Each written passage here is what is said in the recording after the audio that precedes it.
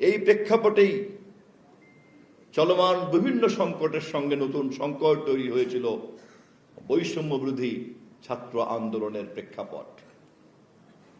এবং সেই প্রেক্ষাপটেই অবশেষে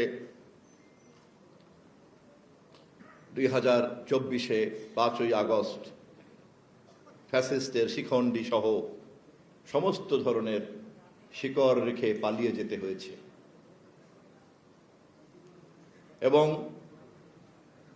অন্তর্বর্তীকালীন সরকারের মেয়াদে এই বিষয়ে আমরা অনেক ভালো ভালো কথা শুনেছি, অনেক সুন্দর সুন্দর চিন্তার কথা শুনেছি, কিন্তু সময়ের অভাবেই হোক অথবা অন্য কোনো কারণেই হোক কোনো কার্যকরী পদক্ষেপ আমরা এখনো পর্যন্ত দেখতে পাইনি।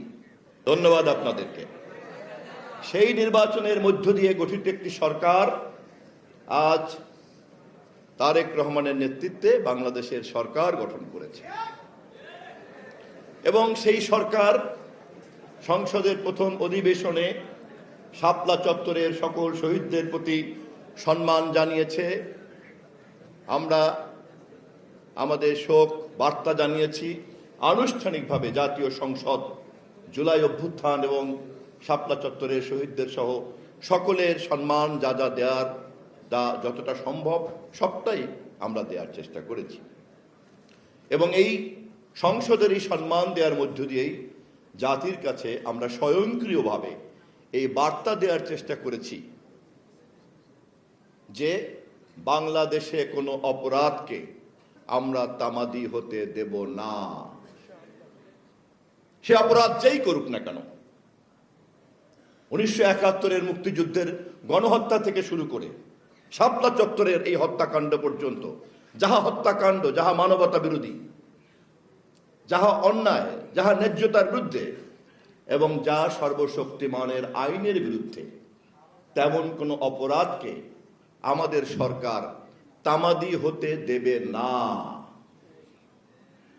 কিন্তু এই কাজ করার জন্য আমাদের সকলের সহযোগিতা লাগবে। সরকার উদ্যোক্তা হতে পারে, কিন্তু বাস্তবায়নের জন্য সকলের সহযোগিতা লাগবে। রাজনৈতিক দলের শক্তি আর সামাজিক শক্তি কিন্তু কখনো সমান সমান হয় না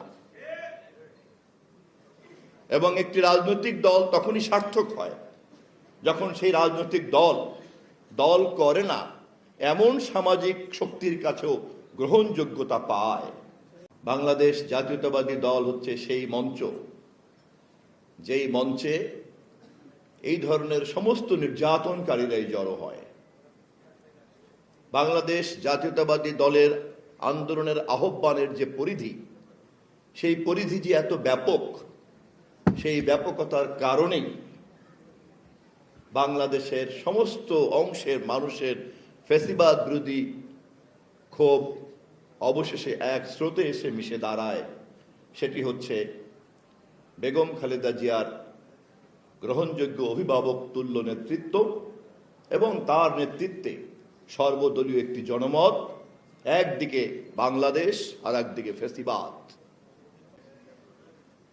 আপনাদের সকলের ত্যাগ, তিতিক্ষা এবং রক্তের বিনিময়ে গত 12ই ফেব্রুয়ারির যে বিতর্কহীন বাংলাদেশের সবচেয়ে পরিচ্ছন্ন নির্বাচন অনুষ্ঠিত হয়েছে,